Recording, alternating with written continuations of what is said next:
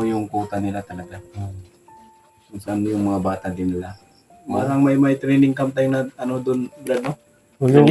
Yung dinadala na sa bata na inano. Yung mga bata ba, Sarge? Tanong ko lang, tinitrini ba nila yun? Oo. Kinukuha nila araw, gabi. Halos walang yung mga bata, tapos pag hindi sumunod, sasaktan pa. Mga lalaki halos, no? Oo. Training nila para sabi ni Pilugo, maganda rin yung bata kasi mahaba pa daw yung Mahasa talaga ng gusto. Habang bata pa, may hasain nila para pagdating ng labanan talagang hindi talaga maano sa dating trabaho ng mga kumbaga tawagin yung mga kumaskya sa palakaran ng mga ganyan, senior, yung mga una nila, senior tawag.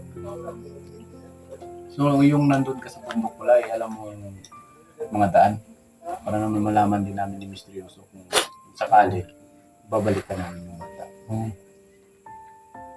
Alam ko lahat ng sinisipag ng sa bundok, kaya hindi mo payag si Batang Irugo na makarating ako dito sa baba kasi natatakot siya na baka magrebelde ako. Baka isumbong mo sila. Nagawa ko lang naman kasi notice na ako, hindi naman sa gusto ko kayong kalabanin o gusto ko rin silang kalabanin. Parang nasa kalagitnaan ako na wala na tatakbuhan mo. Dahil doon kasi nangyari sa marami kang tinulungan na wala naman. Naintindihan namin ngayon na na namin yun sa pag-iisip namin na linawan na natin. Kaya lang, yung isa lang na nakapagabagabag sa kalooban natin, tatlo, yung bata. Pasensyahan mo na kami, Sarge, kung may gagawin kami na hindi ka pwedeng sumama. Kaya lang, maiiwan ka talaga dito kung saan ka namin gustong isipti. Nangalang man lang sa kalagayan mo na makarecover ka ng gusto. Yan mo, pag makarecover ka talaga, hindi ka naman namin may tiwala naman ako sa inyo. So yun mga kamaster, hindi porket na iiwan namin ni Sarge, hindi na siya ligtas. May mga tauhan din na pwede namin ipapaano sa kanya tulad ng sa gobyerno, mga tawag dito mga CBO, mga barangay, police, ganun. Pwede namin ipagkatiwala dito sa tinutuluyan namin ngayon at kami nangungupahan. Tulad ng mga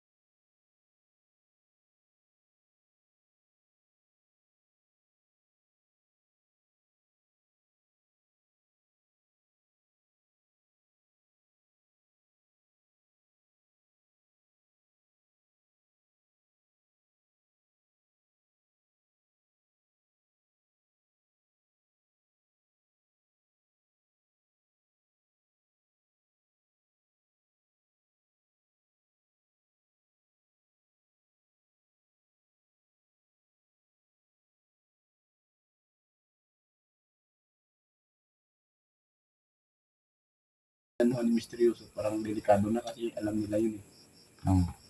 Crowded na yun kasi doon niyo ako nakuha.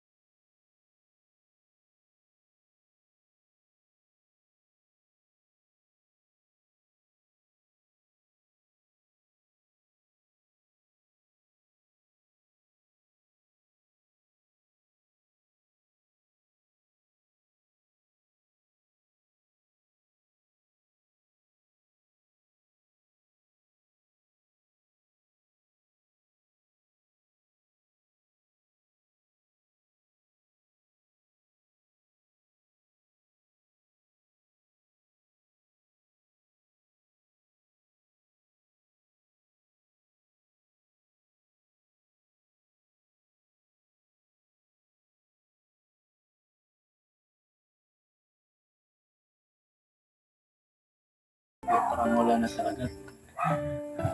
Tama na yan. Baka masulog ko yung ilaw natin. At wala, yung mga master, sino abot nito sa mga 90s dyan. Sino nakaka-relate ng ganyan? Yung buhay namin dito. At saka, yun sir, papatuloy natin yung kwento mo doon sa bundok. Sana maibigyan mo yung lahat ng impormasyon para naman di kung sakali magbabalik kami ulit. At saka sana, kung tutulong ka sa amin, talagang ibigay mo lahat yung impormasyon. Sa matanong lang ako ulit sa'yo, hindi ka ba na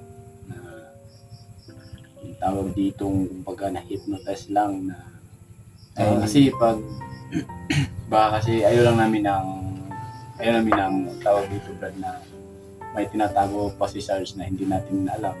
Gusto Tama. nating talagang Siguraduhin talaga tunay na. siguraduhin lang na si Sarge ay handang tutulong na makuha natin yung bata. Hindi naman yung pagdating ko sa mundo, hindi naman nila ako, wala naman ako na kailan na nakaiba sa katawan ko. Walang palagi lang nila ako binubugbog. Mga ka-idol, wala na. Paupos na yung mga ka-idol. Sa libingan ko ng dahan-dahan. Pinapa talaga nila sa akin kung gaano sila bangis sa mga traitor daw, pero hindi naman ako ng traitor sa kanila. Wala naman talaga kung ang hindi ko lang matanggap yung mga ginawa nila sa bata. Kahit kami, nakakita namin yun nung binigyan ka, pinainom ka. Kasi nung bata na yun, talagang siguro nakita niya yung kahirapan mo. At saka siguro naging yun sa kanya. Parang naghahanap siya ng na magulang. Yan na niya sa iyo na video ka na tubig. Mabait yung bata na yun. Sa lahat na pong mga supporters namin dyan na nagsabi na balik kami yung bata. Kahit hindi pa kayo magsabi sa amin yung mga master, kusa kami babalik doon. Ang sa amin na ngayon, kuha kami ng konting informasyon galing ka Sarge.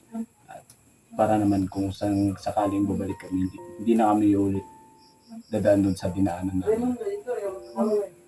Pasensya na mga master, may mga kapitbahay kami dito. Hindi na alam yung kami dito sa loob. May mga kapitbahay kasi kami. Pero yun, papatuloy natin search. Sana ngayon, makita ng mga solid mo na ito, na pa-recover ka na. Saka, wala na siguro maalala nung time na yun na nahimatay ka lang, yung dinala ka na namin sa baba. Wala na akong maalala. Ang natira mo lang sa isip ko yung yung nakita ko pa yung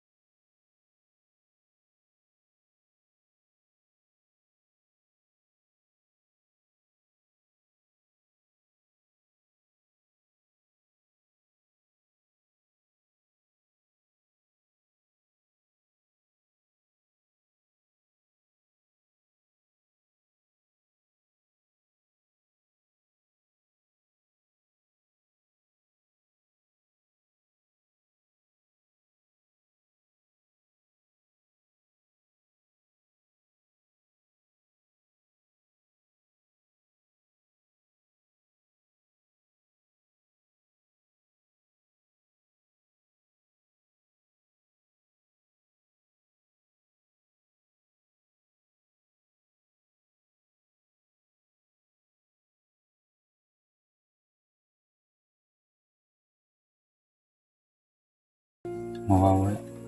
May may mga tauhan mas bildugo na medyo sa paningin mo.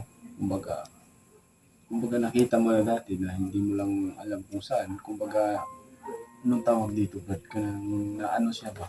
Na nakita na nimo sa una, kumbaga sa Bisaya pa mga kamaster, na nakita na nimo sa una na nasa baba or yung tao na nagkumbinsi sa'yo na baguhin yung buhay mo, pero iba palang binigay, nakita mo ba dun sa taas, sa bundok? Oo. Marami silang marami silang mga galamay dito sa baba na mga nakikita ko dati dun sa bahay na tinira natin. Dun sa pinagpunan nila sa akin.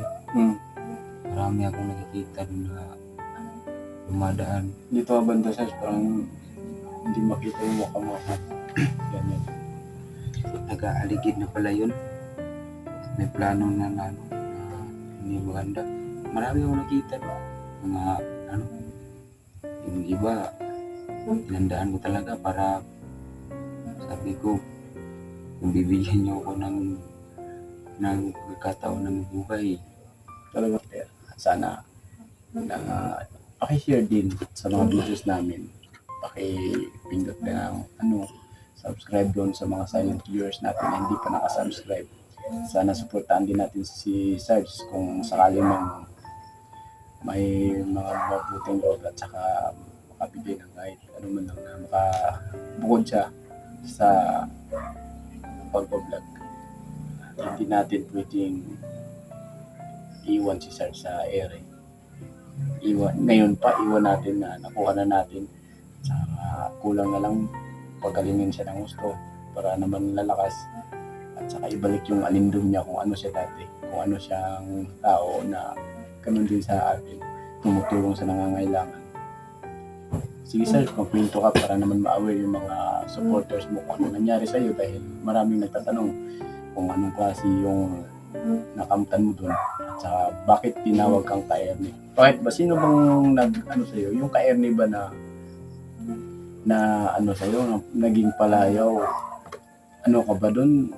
May ranggo ka o naging tawagan lang ninyo?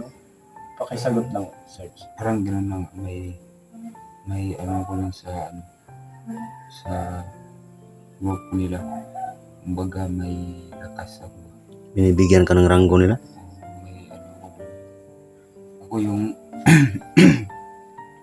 ako yung mga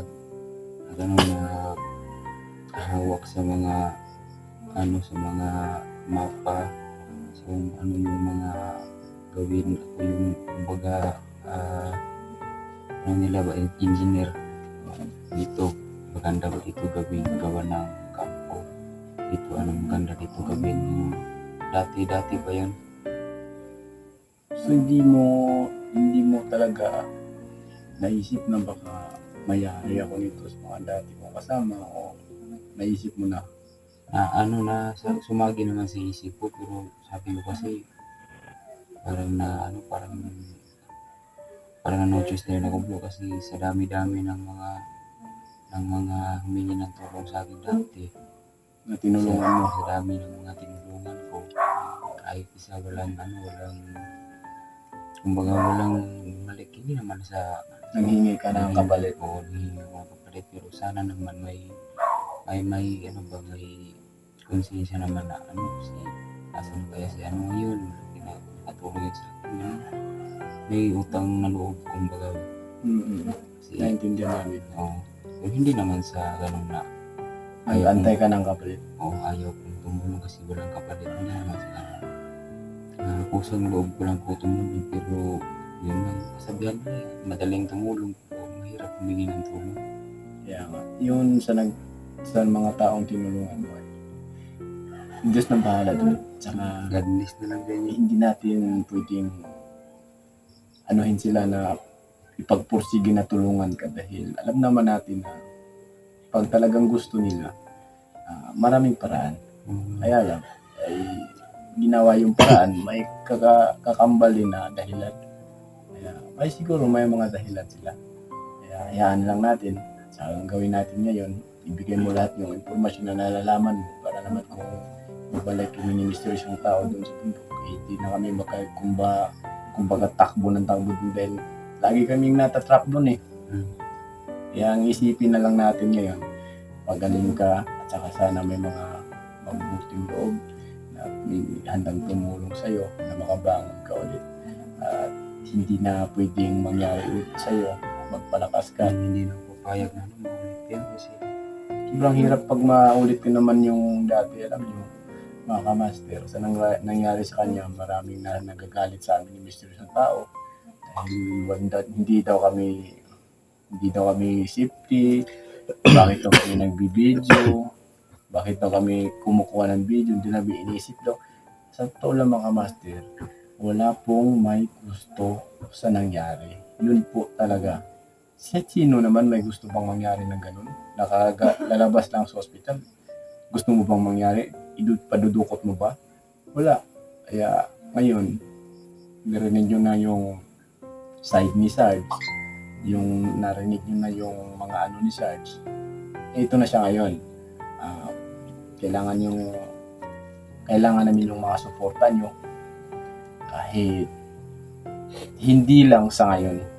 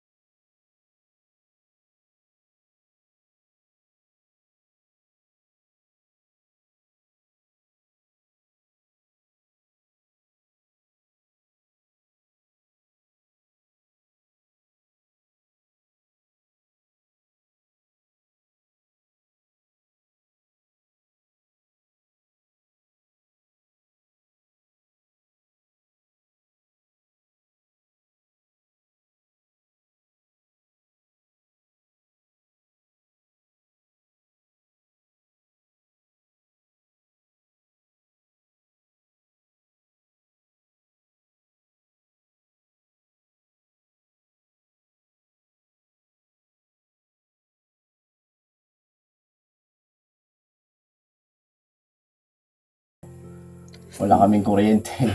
Saka birthday boy sana to ngayon. Kaso okay lang kahit walang handa. Yung Paubos na rin ang ilaw. importante na ang bali regalo sa kay Sarge pangalawang buhay. Yun ang importante. Sa problema lang, may konti problema na sana malutas din na pambili ng mga gamot at saka pang ano niya. Madali siya makarecover. Yun lang naman kasi nakalabas naman kami. At saka ito na yung hinihintay nyo na magiging update na kay Sarge. Sarge, magpasalamat ka sa mga solid mo. Dami mong solid niya, Brad, no? Opo. Nangungumusta. Dami nga, Medyo naging emotional tayo kasi Daming nangungumusta sa'yo kung okay ka lang mo daw. So, ito na Gusto yung na talaga nilang makita na mga idol, una-una sa lahat, magandang gabi po. At papasalamat po ako sa Panginoon kasi yun talagang number one, Panginoon. Bigyan pa tayo ng kumbaga mahaba-habang buhay ba. may kambal kasing pusa to eh. Kaya yun, nagpapasalamat din ako sa mga kasamahan ko na andito ngayon sa harapan ko at hindi rin ako nila pinabayaan kasi kahit hindi ko sila naramdaman ko sa kanila na importante po talaga ako at hindi rin po nila talaga pinabayaan kahit buhay nila yung kapalit. At sa inyo po, sa mga supporters ko dyan, maraming salamat po sa pagsuporta hanggang ngayon. At sana hindi lang po hanggang ngayon sa susunod na henerasyon po sa kabanata ng ating nasimula. At ito, sana makarecover tayo agad para maibalik na yung dating nakilala niyong Sarge noon. At saka yung ating mission na bata. Sana hindi na tayo tatagal sa ganito at mabalikan agad natin yung mga bata doon kasi ayoko pong umabot sa punto na pagbalik po namin doon sila na po yung makakaharap namin.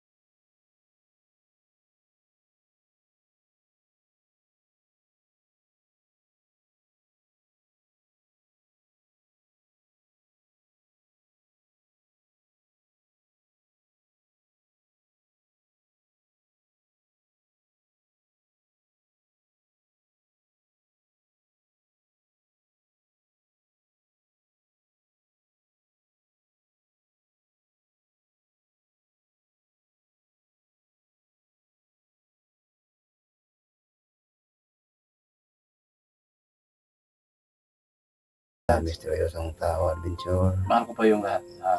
God bless. Lalo na sa Maraming tao salamat na sa mga nagbibigay ng support. tulong para kay Bye-bye. Sarge. Ingat. Maraming salamat po sa inyong lahat, idol. Diyos na susukli sa kabutihan ninyo na ginagawa. Hanggang dito na lang, abang-abang lang po kayo sa mga susunod namin na upload na video. I love you all mga idol. Bye-bye. Ingat.